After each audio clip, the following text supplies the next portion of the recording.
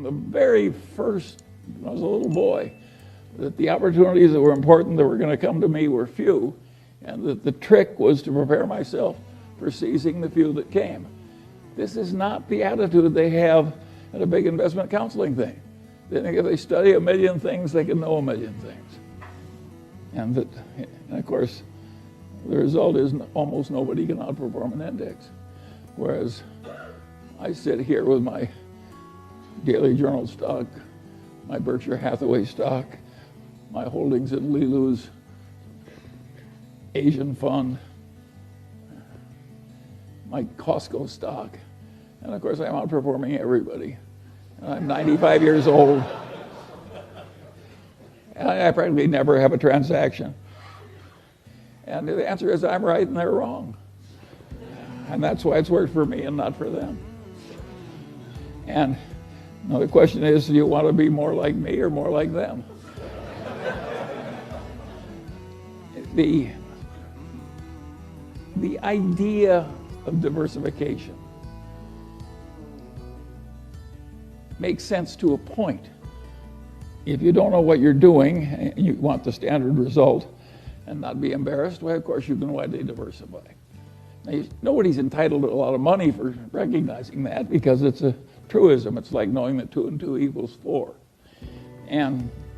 But the investment professionals think they're helping you by arranging a diversification. An idiot could diversify a portfolio, or a computer for that matter.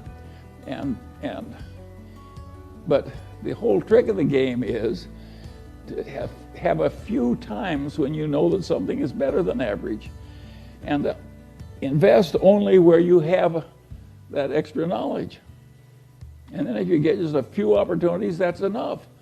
And what the hell does you care? You own 3 securities and J.P. Morgan Chase owns 100. What's wrong with owning a few securities? Warren always says if you lived in a growing town and you owned stock in 3 of the best enterprises in the town, isn't that diversified enough? The answer is, of course it is. They're all wonderful places.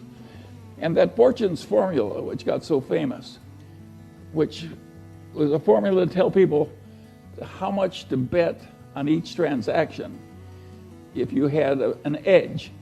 And of course, the bigger your edge, the more close the transaction was to a certain winner, the more you should bet.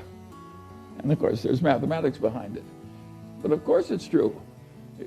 It's perfectly possible to buy only one thing because the opportunity is so great and such a cinch, or only 2 or 3. So the whole idea of diversification when you're looking for excellence is totally ridiculous. It doesn't work. It gives you an impossible task. What fun is it to do an impossible task over and over again? I find it agony. Who would want to do it? And I don't see why. My father had a client. He was a lawyer in Omaha. He had a client whose husband had a little soap company. And the guy died and my father sold the soap company. This woman was one of the richest people in town in the middle of the Depression.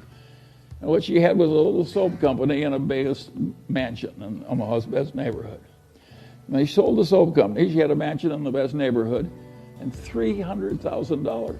But $300,000 in 1930-something was an incredible amount of money.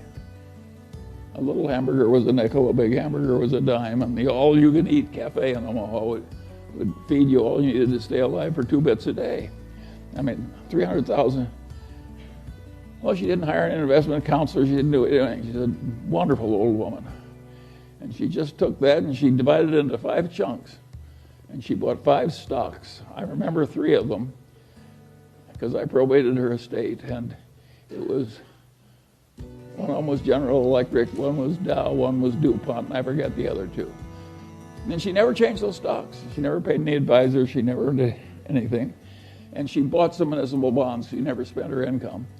And she bought some municipal bonds from time to time with the incomes. By the time she died in the 50s, she had $1.5 million. No costs, no expenses. And I said, how did you decide to do that? And she said, I thought electricity and chemistry were the coming things. She just chunked it all in and sat on her ass. I always liked that little woman. My kind of a girl. But it's rare, you know. But if you stop to think about it, think of all the expense and palaver that she didn't have to listen to, and all the trouble she avoided, and zero costs. And of course, what people don't realize, because they're so mathematically illiterate, is if you make 5% and pay 2 of it to your advisors, you're not losing 40% of your future.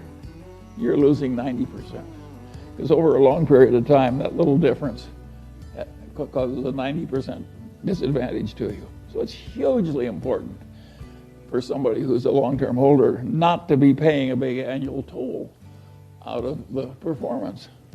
And of course, there are a few big-time advisors now who are using indexation very heavily.